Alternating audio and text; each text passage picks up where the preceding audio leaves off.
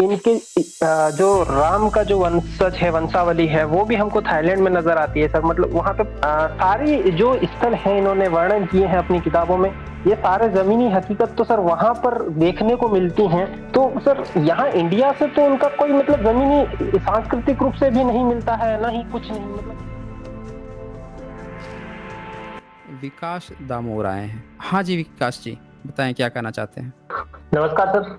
हाँ हाँ नमस्कार जी, बताएं। सर डिबेट तो नहीं करना है, मैं सिर्फ कुछ डाउट है उनको लेकर आपसे चर्चा करनी है। जी जी बोलिए। सर जैसे हम लोग किताबों में पढ़ते हैं, इतिहास वगैरह में तो हाँ आता है कि जो आर्य हैं, कोई इतिहासकार कह रहा है कि आर्य मध्य एशिया से आए हैं, कोई कह रहा है कि पश्चिम से आए हैं।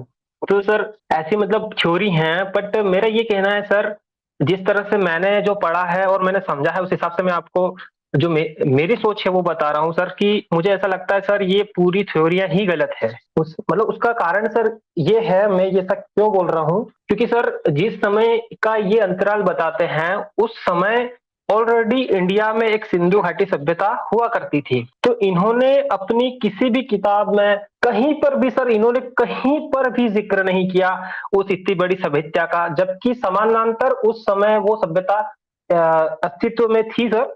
और उसके बाद ऐसा भी है सर कि 1921 में कोई अंग्रेज आता है और अचानक से कहता है कि यहाँ पे एक सभ्यता थी, हाँ इतने बड़े शहर थे। तो सर मतलब ये आपको नहीं लगता कि सर एक घालमेल नजर आता है आर्य की जो थ्योरी है, कि आर्य इधर से आए या उधर से आए। तो इसके ऊपर सर क्या कहेंगे सर, मेरा सर आप। देखें, अगर आपने मेरी स्ट्रीम देखी होगी पहले की, तो मैं उस थियरी को पहले ही इनकार कर चुका हूं जो ये मानता है कि सिंधु घाटी सभ्यता के समय या उसके बाद से जो है भारत में कोई आर्य आए हैं। ब्राह्मण ने कहीं भी अपने किसी धर्म ग्रंथ में ये नहीं लिखा है कि वो आर्य है और आर्य जो है महान है, ये हैं, या आर्य में वर्ण व्यवस्था होती है। उसने हर जगह अपने को ब्राह्मण कहा, और ब्राह्मण शब्द जो है सम्राट अशोक के समय तक भी नहीं प्रचलन में। ब्राह्मण शब्द उस समय भी नहीं था, गुप्त वंश तक भी ब्राह्मण शब्द देखने को नहीं मिलता है।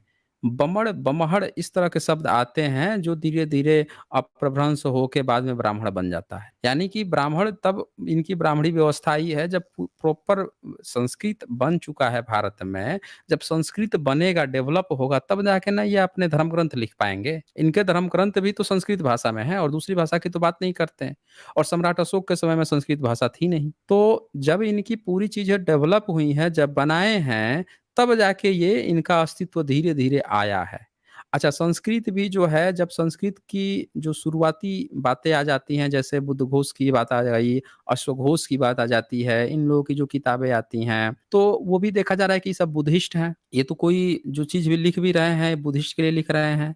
जिस जूनागढ़ अभिलेख को रुद्रदमन का बताया गया, वो शक शासक था, उसको कह रहे हैं कि संस्कृत का था। बस कंप्लीट संस्कृत तो नहीं है, लेकिन थोड़ा थोड़ा अंश देखने को मिल रहा है, ऐसा लोग कह रहे हैं। तो भाई देखिए कि वो भी तो बुद्धिस्ट शासक है, तो संस्कृत तो इनकी भी नहीं है। तो भाई अगर इनके पहले ये थे तो संस्कृत में ये लिखते ना, बुद्धिस्ट काहे लिख रहे थे फिर। इनिशियल जो है, ये चले गए शायद, ये शायद चले गए, ये बुद्धिस्ट लिख रहे हैं। तो यहाँ से एक चीज तो साफ साफ पता चलता है कि संस्कृत भी जो भाषा है वो बुद्धिस्टों ने डेवलप की है, और ब्राह्मणिकल सिस्टम आया ही से 7वीं 8वीं सदी के बाद है, जो कि उसने मौके का फायदा उठाया, तब उठाने का प्रयास किया जब उसने देखा कि भारत से बुद्ध मार्गा जो है उसको कमजोर किया, तब जाके वो डेवलप हुआ है। तो वो 7वीं 8वीं सर सदी के बाद से 9वीं 10वीं सदी के बाद ही डेवलप हुआ है। जी बताएं विकास दामोर जी। सर आपने ये बात तो रखी है, पर जैसे मैं अभी जिस तरह से सर हम देखते हैं और पढ़ते हैं उस हिसाब से अभी कुछ नया सर जानने को मिल रहा है। जैसे हम अगर अयोध्या की बात करें तो जो यूनेस्को वर्ल्ड हेरिटेज में जो अयोध्या नगरी शामिल है सर, वो तो थाईलैंड में दिखती है हमको। और साथ ही साथ सर इनके जो राम का जो वंशज है, वंशावली है, वो भी हमको थाईलैंड में नजर आती है सर। मतलब वहां पे सारी जो स्थल है इन्होंने वर्णन किए हैं अपनी किताबों में, ये सारे जमीनी हकीकत तो सर वहां पर देखने को मिलती हैं। तो सर यहाँ इंडिया से तो उनका कोई मतलब जमीनी सांस्कृतिक रूप से भी नहीं मिलता है, ना ही कुछ नहीं। मतलब अधिकतर हम देख रहे हैं कि थाईलैंड या पश्चिम ये आई मीन इंडोनेशिया, कंबोडिया, इस तरह के देशों में नजर आते हैं सर। एक थ्योरी ये भी निकलती है सर कि ये लोग बंगाल के रास्ते सर यहाँ आए इंडिया में। ऐसा तो नहीं हो सकता क्या सर, आपको क्या लगता है? देखें विकास दामोर जी, एक चीज हमें समझने की जरूरत है कि चुटिया लटकाने की प्रथा जो है मंगोल में, थाईलैंड और उधर के देशों में ही देखने को मिली है। ये भारत में चुटिया लटकाने की प्रथा नहीं थी। यहाँ पे क्लीन शेव था। लेकिन चुटिया लटका के बुद्धिस्ट बने रहने की प्रथा जो है वो 14वीं सदी में मंगोल पे भी देखने को मिली है। वहां पे जो जो बुद्धिस्ट होता था वो चुटिया लटका के रखता था। तो आपका जो कंसेप्ट है कि वो उधर से आए हैं या इस तरह के, ये सब पे नहीं लागू होता है। ये चीज देखिए कि इनने जो ब्राह्मणी अपनी व्यवस्था कायम की है उसमें सबका कॉम्बिनेशन है। उसमें लामाइज्म का कॉम्बिनेशन है। ये इन्होंने जो यज्ञ हवन करना सीखा है, ये लामाइज्म जो है उधर तिब्बत में यज्ञ हवन करते हैं, सब उधर से आता है। दयानंद सरस्वती तो सीधे सीधे बोल दिया कि हमारे पूर्वज ही तिब्बत से आए हैं। उसको पता चल गया कि भाई हमारा जो है यज्ञ हवन तो हम लोगों ने जो सीखा है ब्राह्मणों ने, ये तिब्बतियों से सीखा है। तो वो बोल दिया कि हमारे पूर्वज ही आए हैं, बहुत पहले आए थे, सृष्टि का निर्माण ही तिब्बत में हुआ था, वहीं से आए हैं, इसीलिए हम लोग यज्ञ हवन करते हैं। तो ये इनकी जो गाथा है ना उधर से आने की, दरअसल वो मिल इनकी बुद्धिस्ट से रही है। आने की जो बात आप कह रहे हैं वो दरअसल आप ये देखिए कि बुद्धिस्टों से मैच कर रही है। यानी इनका जो पूरा का पूरा जो कल्चर डेवलप हुआ है, वो तंत्रयान जो है, जो आग जला के ओम फोट फोट फोट स्वाहा जो करता था, उससे ये चीजें सीख रहे हैं। मंत्र वंत्र वो बनाता था, उससे मंत्र बना के ये अपना वेद वेद गपोड़ रहे हैं, सब चीज कर रहे हैं। तो ये पूरा इन्फ्लुएंस उससे, इसीलिए लोगों को कभी कभी क्या लगता है कि कहीं ये सब थाईलैंडी तो नहीं है, थाईलैंड से आए हों, चाहे इधर से तो नहीं आए हैं, ऐसा लगता है। अब थाईलैंड की कहानी क्या है कि थाईलैंड में अभी 100 साल भी नहीं बीते, वहाँ की राजधानी में आग लग गया था और आग लगा तो पूरा त्रिपिटक ही जल गया। तो वहाँ दोबारा त्रिपिटक कंपाइल किया गया वहाँ पे। 1954 या ऐसे कुछ में दोबारा त्रिपिटक वहाँ पे भी बनाया गया है। सब चीज़ जल-उल के खत्म हो गया था। और वहाँ पे अयोध्या, अयोध्या जो शब्द है उसको अयोध्या, उनकी राजधानी को अयोध्या कहते थे सब, तो वो अयोध्या है। वहाँ के राजा जो हैं रामकीन, राम नाम से कई-कई राम 1, राम 2, राम 3 चलते थे। तो जो बुद्धिस्ट होते थे उनके यहाँ जातक कथा थी, राम उनके यहाँ होते थे। तो ब्राह्मणिकल सिस्टम ने सबसे कॉपी किया ना, बुद्धिज़्म से कुछ उठाया, कुछ ग्रीक से उठाया, कुछ इस्लाम से उठाया, कुछ ईसाइयों से उठाया, सबको मिला-जुला के अपना एक खिचड़ी तैयार कर लिया। इसका धर्म थोड़े था। ये तो यहाँ के बहुजन वर्ग के शोषण करने का हथकंडा था। अब जब देखा अंग्रेजों के समय कि भई अब क्या किया जाए, अब तो डेमोक्रेसी आ रही है, तो उसने उसको धर्म कहना शुरू कर दिया। समझ रहे हैं? धर्म नहीं था, इसका कभी भी धर्म नहीं था। ये उसके शोषण का हथकंडा था, धर्म इसने बाद में कहना शुरू किया। अगर धर्म पहले कहा होता तो धर्म का नाम भी होता। इसीलिए आज तक इसको अपने धर्म का नाम नहीं पता है। ये चक्कर है विकास दामोर जी। जी। सर एक आखिरी सवाल है, मतलब एक बहुत ही कॉमन सवाल है, बट सर मैं थोड़ा सा आपसे जानना चाहता हूँ। सर ये है कि हम देखते सर, बात करते हैं यहाँ के मूल निवासियों की बात करते हैं, तो एसटी एससी ओबीसी की बात करते हैं, पर सर कभी भी चाहे मतलब या एसटी या एससी या किसी के ऊपर भी मतलब अत्याचार जैसी चीजें होती हैं तो उस कमेटी के लोग ही खड़े नजर आते हैं, दूसरे चुप रहते हैं।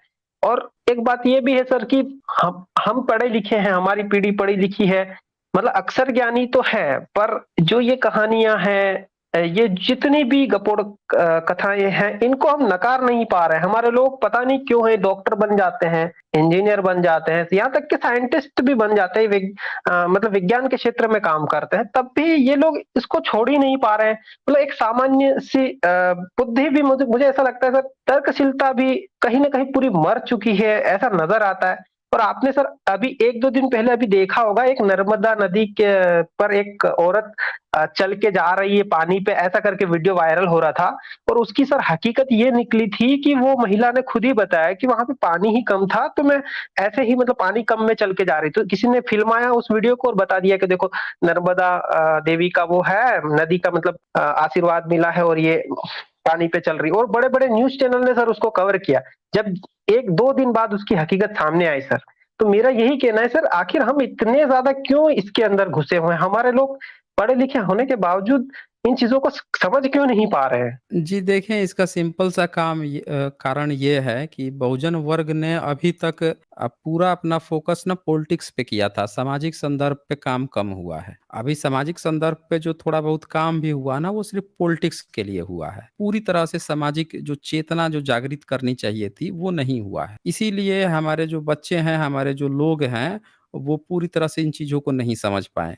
वो थोड़ा बहुत समझ पाएँ, गहराई से ना समझ पाएँ। जब आप किसी चीज़ को गहराई से नहीं समझ पाते हैं, अगर आपको ये पता है कि मनुस्मृति का विरोध करना है, तो आप विरोध तो करेंगे, हर जगह कहें मनुस्मृति खराब है, ये मनुवादी है। पर क्यों खराब है, ये आपको नहीं पता है। तो जब आपको ये नहीं पता है, तो आप शस्त्रार्थ नहीं कर पाएँगे किसी से, किसी ब्राह्मणवादी से नहीं कर पाएँगे। अब वो किताबें लिखेगा, वो विशुद्ध मनुस्मृति लिखेगा, वो विदेश में बैठ के फिर लिखेगा मनुस्मृति हमारी अच्छी है। वो 10 जगह, 1000 जगह बता रहा है और आप सिर्फ़ क्या कह रहे हैं कि बस मनुस्मृति खराब है। और फिर आप चले गए पॉलिटिक्स में जाएँगे, अब वहाँ बोलेंगे तो विवाद करेगा कि देखो पॉलिटिशियन ने बोल दिया हमारे धर्म ग्रंथ के बारे में, अब वो विवाद चलेगा। फिर आप सोचेंगे बोलें कि ना बोलें, तो उसी में डबाडोल रहेंगे, लेकिन वो अपना काम कर रहा है। तो हमारे यहाँ पूरा फ़ोकस जो है लोगों का पॉलिटिकली रहा, सामाजिक संदर्भ में काम ही नहीं हुआ, इसीलिए लोग नहीं समझ पाए। लेकिन अब जो नई जनरेशन आ रही है, वो सब में जाएगी। वो चाहे डॉक्टर बने, चाहे वो इंजीनियर बने, चाहे जब भी जने बने, लेकिन बचपन से ही उसके मन में जब रैशनैलिटी भरी हुई होगी, तब आपको दिक्कत नहीं आएगी। अरे हमारी अभी कितनी पीढ़ियाँ ही आगे बढ़ी, अभी तो देखिए, बाबा साहब 56 में गए हैं, 56 में जाने के बाद से अभी कितनी पीढ़ी आगे बढ़ी है। मुश्किल से अभी 3-4 अभी तो कितने लोगों तक तो अभी एजुकेशन ही नहीं पहुँचा। सबसे बुरे हालत हैं बहुजन समाज का एजुकेशन में। तो अभी हम लोग शुरुआती दौर में है ना, समय तो लगेगा। 1000 साल से अगर कोई आपको पीछे किया है, तो कम से कम 200 साल तो लगेगा, 100-200 साल तो लगेंगे उस चीज़ को पाने में। तो इसमें कोई बड़ी बात नहीं है, आने वाली जनरेशन तेज़ी से चेंज हो रही है और तेज़ी से ये चीज़ें पहुँचेंगी। अभी तो लोग बाबा साहब की किताब नहीं पढ़े हैं। अपना बहुजन वर्ग जो है अब देखें अब अपने लोग जागे हैं। अब मैं देख रहा हूँ कि बहुत सारे लोग जो हैं ऑफ़र दे रहे हैं, बहुत सारे लोग अब किताबों को डोनेट कर रहे हैं, दे रहे हैं। अब लोग सामने भी आ रहे हैं कि हाँ, किताबें घर-घर बँटवाई जाए। अपने बाबा साहब की किताब बँटवाई जाए या अपने जो लोग हैं लिख रहे हैं किताबें बँटवाई जाए। अब लोगों में चेतना जग रही है। तो ये जगेगी, इस पर काम होगा तो ये पीढ़ियाँ जब आगे निकलेंगी ना, तो ये फिर सिस्टम को चेंज कर देंगी। अब जब ये पीढ़ियाँ जब इंजीनियर बनेंगी, डॉक्टर बनेंगी, अच्छे-अच्छे पोस्ट पे जाएँगी, तब वो फिर इनकी तार्किकता वहाँ झलकेगी। अभी की तो पीढ़ियाँ क्या थी कि किसी तरह उनका फ़ोकस था कि यार किसी तरह नौकरी मिल जाए, घर की स्थिति बहुत माली हालत ख़राब है, ये है, वो है, उसमें वो चक्कर में फँसी थी। तो किसी तरह करके नौकरी पाने के चक्कर में बाबा साहब की किताब या सामाजिक संदर्भ की किताबें ही नहीं पढ़ पाई, समय ही नहीं मिला। उसी में फँसी रही। गलती से नौकरी मतलब लग गया, चाहे रिज़र्वेशन तो वो उसको भगवान का प्रसाद समझ ली कि हाँ यार भगवान था इसीलिए हमको मिल गया, नहीं तो इतने सारे तो बहुजन हैं, काहे नहीं सबके लग जा रहा, हमारे तो लगा है। वो उसको भगवान का प्रसाद समझ ली। तो वो चीज़ें जब संख्या बढ़ेगी, अभी बच्चों में तार्किकता डेवलप होगी, तब वो आपको 1-2 पीढ़ी बाद जो है ना, ये कमी भी आपको दूर हो जाएगी, विकास जी। ठीक है। सर एक और आखिरी बस सवाल आप सर जरा सा पूछना है सर, जैसे मतलब सर मैंने सर इंजीनियरिंग करा था, तो सर वहां पे जो प्रिंसिपल सर थे वो एससी समाज से थे। आईआईटी ग्रेजुएट, बॉम्बे आईआईटी से उन्होंने मतलब एमटेक की डिग्री ली थी सर ने। लेकिन सर पता नहीं क्या था सर, उन जब हम हमसे वो मिलते थे तो हमें सारी चीजें शेयर करते थे कि बेटा ऐसा है वैसा है। बट सर ऐसा लगता है ना सर, हमारे लोग भले काबिल हों या कैसे भी हों, मतलब किस तरह कभी बड़े अच्छे पद पे भी चले जाते हैं, तो ये लोग संस्थाओं में एकजुट होकर उस व्यक्ति को हटा देते हैं, मतलब ये करते हैं सर, इस तरह से हमने देखा है कई बार। सर इसके ऊपर थोड़ा सा बता दीजिए बस, फिर इसके बाद ये आखिरी सवाल है सर। ये है ये विकास दामोर जी, ये बिल्कुल है।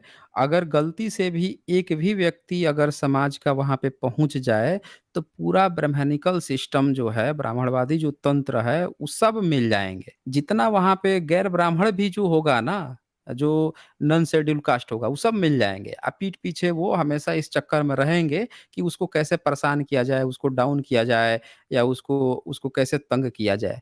ये करते हैं, ये हकीकत है।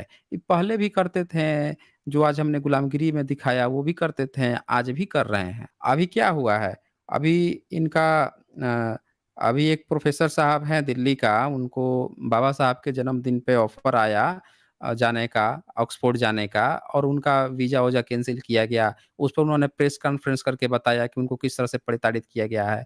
उसमें उन्होंने एक बात बताई कि उनका जहाँ पे आवास मिला है, उसके घर के सामने जो है कूड़ा खुलवा दिया गया है, कूड़ा खाना बनवा दिया गया है और उन्होंने जब विरोध किया तो उल्टे उनके ऊपर ही चार्ज लगाने की कोशिश की गई। तो इस तरह का परेशान करने का ये सब करते हैं, ये हर जगह है। लेकिन ये संख्या जब आपकी संख्या जब बच्चे जब बढ़ेंगे, इसीलिए मैं बोल रहा हूँ ना कि सशक्त समाज होना ज़रूरी है। अपनी जनरेशन जब तक इकोनॉमिकली स्ट्रॉन्ग नहीं हो जाएगी, जब इकोनॉमिकली स्ट्रॉन्ग हो जाएँगे, आपके अंडर में जब आके जब लोग काम करना शुरू कर देंगे, सारे लोग जब आके आपके अंडर जब आप इकोनॉमिकली स्ट्रॉन्ग होंगे, तब आप उन लोगों को सपोर्ट कर पाएँगे ना, जो लोग आपके लिए काम कर रहे हैं। तब वो बंदे जो हैं या आपकी जो भी ऑर्गनाइज़ेशन है, वो भी चढ़ के काम करेगी ना कि हाँ भाई, हम सशक्त हैं, हम इस चीज़ को हैंडल कर सकते हैं, वो कर सकते हैं। उसको भी तो बैकअप चाहिए ना। तो इसीलिए सोसाइटी जो है ना, हर तरह से पिछड़ी है ना, सिर्फ़ एक जगह से थोड़ी पिछड़ी है इकोनॉमिक रूप से। वो एजुकेशन में पिछड़ी है, सामाजिक संदर्भ में पिछड़ी है, बैकअप में पिछड़ी है, हर जगह से पिछड़ी हुई है। तो ये सारी खामियाँ जो है ना, ये भी दूर होंगी। अब अगली जो जनरेशन आ रही है हम लोग की 1-2 जनरेशन आने दीजिए ना, वो दूर होगा। लेकिन उस जनरेशन को पहले भी आई, लेकिन डेडिकेटेड होके उस जनरेशन को रेशनल नहीं बनाया जा सका। सब लोग इसी भाग-दौड़ में बने रहें कि किसी तरह से हम लोग सरकार में घुस जाएँ, सरकार में घुस जाएँ। कोई व्यक्ति डेडिकेटेड होके सामाजिक संदर्भ में काम नहीं किया स्पेशली। तो हमारे लोग तो ये बात तो समझते हैं कि मनवादी खराब है, लेकिन कैसे खराब है ये नहीं समझ पाए। अब वो समझाया जाएगा, वो समझ जाएँगे ना, वो समझते रहेंगे तब तो 10 आदमी को और समझा पाएँगे ना। चक्कर तो ये है। अपना हर व्यक्ति बहुजन ये बात ज़रूर जानता है कि ब्राह्मण जो है वो कहीं भी रहेगा तो हमको हमको दिक्कत ही करेगा किसी भी हालत में।